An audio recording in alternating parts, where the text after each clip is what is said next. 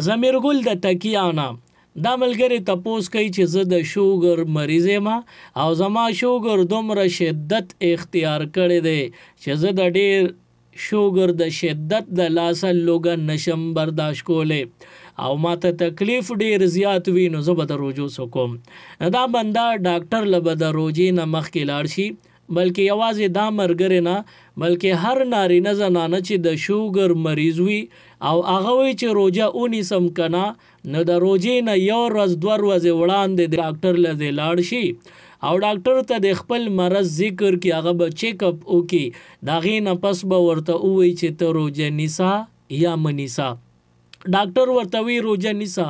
نو بیا به روجې نه پریدي بیا به روجې نیسي او که مسلمان تقوادار ډاکټر ورته وی چې تاله روجه خنه د مرض د خطرناک دی او نقصانی کېږي نو بیا د ډاکټر د وینا مطابق د روجې نه نیسي او دی به د روجو فدیه ورکوي